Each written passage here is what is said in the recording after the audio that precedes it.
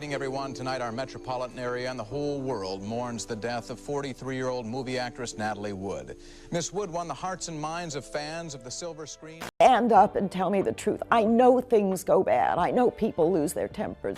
And here in New York, movie fans express shock and sadness over the death of Natalie Wood, one of this nation's most glamorous actresses. I know bad things happen when you don't want them to. So stand up and tell me that. Tell me what happened to her. After more than 40 years of secrets, lies, and cover-ups, we finally know the truth about what happened to Natalie Wood on that dark November night in 1981. The Hollywood mystery that has haunted generations might finally be coming to an end, and the answers will shock you to your core. For decades, the death of one of Hollywood's biggest stars has been shrouded in mystery. A beautiful actress, a yacht called Splendor, a stormy night, and three men who all tell different stories. But new evidence is finally emerging, and what we're learning about that fatal weekend will change everything you thought you knew about Natalie Wood's tragic end. Let me take you back to the beginning of this incredible story. Natalie Wood wasn't just any actress. She was Hollywood royalty, a woman who had captured hearts around the world with her stunning performances and undeniable talent. But her journey to stardom was anything but easy, and the dark secrets from her past may hold the key to understanding what really happened on that yacht. Born as Natalia Nikola Zakharov in 1938, Natalie came from a family of Russian immigrants who had fled their homeland searching for the American dream. Her parents, Maria and Nikolai, struggled to make ends meet, but Maria had big dreams for her little daughter. She believed with every fiber of her being that Natalie was destined to become a star, and nothing would stop her from making that dream come true. When Natalie was just 4 years old, fate seemed to intervene. The family had moved to Santa Rosa, and a movie was being filmed nearby. Little Natalie caught the attention of the film crew, who were amazed by her natural presence and charm.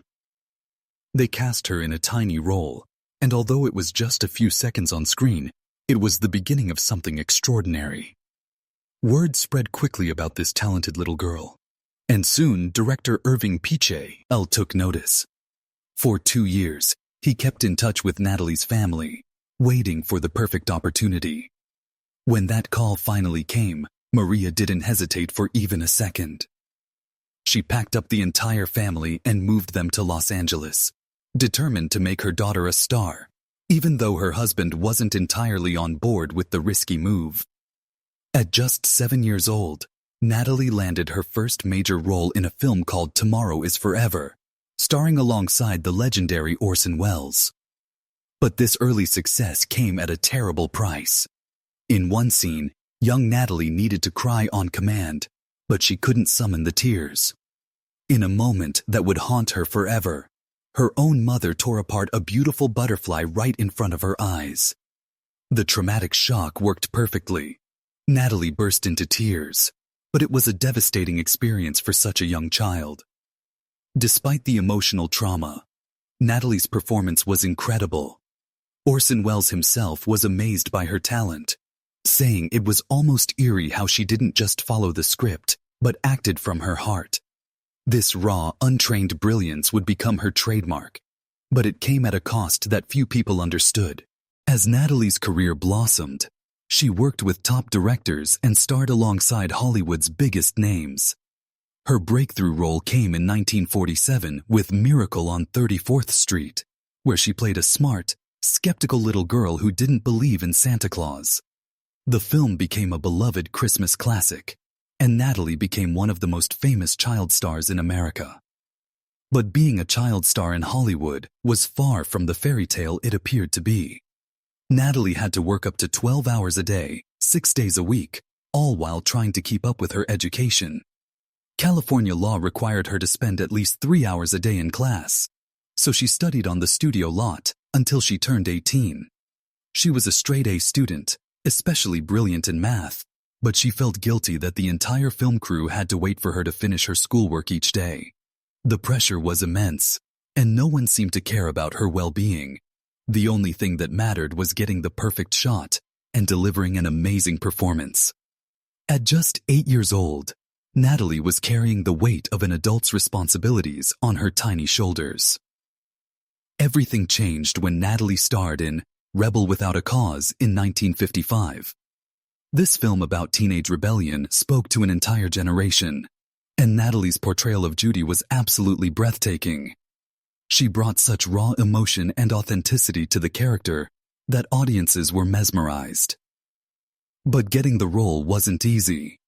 Director Nicholas Ray didn't think she could play a rebellious teenager, since she had always been cast in innocent, childlike roles. Natalie was so determined to prove herself that she told Ray if he didn't let her audition, she would run away from home and become a real delinquent. Her persistence paid off, and she got the part. But what happened next would scar her for life. At just 16 years old, Natalie began a relationship with the 43-year-old director. Years later, she would describe this relationship as painful and wrong, acknowledging the emotional damage it caused her. The filming of Rebel Without a Cause was marked by tragedy. Natalie and her co-star Dennis Hopper were involved in a car accident during production, and just after filming wrapped, the lead actor James Dean died in a devastating car crash. Despite all the drama and heartbreak, when the film was released, Natalie's performance was absolutely stunning. She earned an Oscar nomination for Best Supporting Actress, proving that she had evolved from a child star into a serious actress with incredible talent. By 1961, Natalie was at the peak of her career. She starred in two iconic films that year, Splendor in the Grass and West Side Story. For Splendor in the Grass, she played a young woman struggling with heartbreak and mental illness. Natalie took the role so seriously that she visited mental hospitals to study patients and ensure her performance was authentic. One particularly intense scene where her character has an emotional breakdown in a bathtub was so powerful that it was filmed in a single take. In West Side Story, Natalie played Maria, a Puerto Rican girl who falls in love with a member of a rival gang. While her singing voice was dubbed by another artist, her acting was praised for its incredible depth and emotional range. The film became a massive success, winning 10 Oscars including Best Picture. At just 23 years old, Natalie was already one of Hollywood's most sought-after stars. But behind all the success and glamour, Natalie was struggling with deep personal issues. In 1963, she starred in Love with the Proper Stranger, playing a woman facing an unplanned pregnancy. The film was groundbreaking for addressing taboo topics like abortion, and Natalie's performance earned her a third Oscar nomination. However, she was becoming increasingly frustrated with the roles being offered to her. In 1966, Natalie made a bold decision that would change everything. She paid $175,000 to cancel her contract with Warner Brothers because she was tired of being typecast in the same kinds of roles. She turned down big films because she felt they didn't challenge her as an actress. But this decision came at a huge cost. She became less visible in Hollywood, and opportunities became scarce. The pressure of managing her career while dealing with personal struggles became overwhelming. In 1966, Natalie tragically attempted suicide by overdosing on sleeping pills. Fortunately, she survived. But this dark moment forced her to take a step back from acting to focus on her mental health. She fired her entire team and started fresh, hoping to regain control over both her career and her life. Throughout all these professional struggles, Natalie's personal life was equally tumultuous. Her love life read like a Hollywood drama, filled with passion, heartbreak, and unexpected twists. Her first marriage was to actor Robert Wagner, and it seemed like a fairy tale at first. They had actually met when Natalie was just 10 years old, and she had told her mother that she wanted to marry him someday. When Natalie turned 18, their romance blossomed, and they married in 1957. The public called them Hollywood's golden couple, but behind the glamour, their marriage was falling apart. As Natalie's career soared, Robert's career struggled, creating tension between them. By 1961, their marriage began to crumble. Some stories suggest that Natalie discovered Robert in a compromising situation with another man, which would have been a major scandal in Hollywood at the time. Their divorce was finalized in 1962, and Natalie entered a tumultuous relationship with actor Warren Beatty. Their time together was marked by constant fighting and emotional chaos. Meanwhile, Robert left Los Angeles and spent time in Europe, trying to recover from the painful breakup. In 1969, Natalie married British producer Richard Gregson, whom she had met through their mutual friend Robert Redford. At first, this marriage seemed to offer the stability she had been searching for. In 1970, they welcomed a daughter named Natasha, which brought Natalie tremendous joy. But happiness didn't last long. As Natalie became absorbed in motherhood, Richard felt neglected and had an affair with Natalie's secretary. When Natalie discovered the betrayal, she was devastated. She immediately kicked Richard out and filed for divorce. The marriage was officially dissolved in 1972, leaving Natalie once again heartbroken and alone, but determined to focus on her daughter's well-being. But here's where the story takes an unexpected turn. In early 1972, both Natalie and Robert Wagner found themselves single again. They reconnected in January, and the spark between them was immediate and intense. Even Natalie was surprised by how quickly everything fell into place. Friends advised her to take things slowly, but she felt that both she and Robert had grown during their time apart. By July 1972, they were ready to marry again. This time, they chose a truly romantic setting for their wedding, a yacht named Ramblin' Rose, anchored off the coast of Malibu. It was a beautiful, intimate ceremony that seemed to symbolize a fresh start and new hope for their future together. Their second marriage appeared to be much stronger than their first. In 1974, they had a daughter named Courtney, and Robert became a loving stepfather to Natasha. For a while, their family life seemed perfect, and it looked like they had finally found the happiness they had both been searching for. During the 1970s, Natalie shifted her focus from big films to television, wanting to spend more time with her family. Her first major TV project was The Affair in 1973, which became an enormous hit, drawing around 30 million viewers. In 1979, she starred in the miniseries From Here to Eternity, which was watched by 39 million viewers each night. Her performance earned her a Golden Globe for Best Actress, her first win after 7 nominations. Natalie's final film was Brainstorm, a science fiction thriller shot in 1981. She played a scientist working on a groundbreaking machine designed to record human experiences. The film used innovative technology and was visually stunning, but tragically, Natalie would never see its completion. Now we come to the night that changed everything. On November 28, 1981, Natalie Wood died while on what was supposed to be a relaxing trip to Catalina Island. Sham Ki had boarded the yacht Splendor with her husband Robert Wagner, her co-star Christopher Walken, and the yacht's captain Dennis Davern. What began as a peaceful getaway would end in tragedy and decades of unanswered questions. The trip started on Friday, November 27, 1981, when they departed from Marina del Rey. They anchored at Avalon, a small town on Catalina Island, where Natalie, Robert, and Christopher spent time shopping and enjoying drinks while Dennis stayed on the boat. Everything seemed normal and peaceful at first. The next day, Wagner decided to move the yacht to a quieter location called Two Harbors because the weather was getting worse. It was cold, windy, and rainy with rough waters that made for anything but a relaxing weekend. That evening, the group went to Doug's Harbor Reef, the only restaurant in Two Harbors. They arrived around 5 o'clock p.m. and spent the evening drinking heavily, consuming champagne, wine, and cocktails. By the time they left the restaurant at 10:30 p.m., everyone was clearly intoxicated. The restaurant staff could tell they were drunk. But here's where things get really strange and disturbing. At 11:05 p.m., Wagner reportedly shouted, "Get off my boat!" before everything suddenly went quiet. Around this same time, a woman named Marilyn Wayne, who was on a nearby boat, heard something that would haunt her forever. She heard a woman crying for help, repeatedly calling out, "Help me! Someone please help me! I'm drowning!"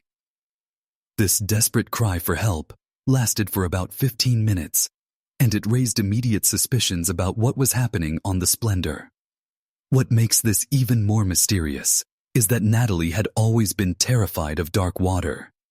She had openly expressed this fear many times, making it seem impossible that she would voluntarily leave the yacht in such dangerous conditions, especially in the middle of the night during a storm.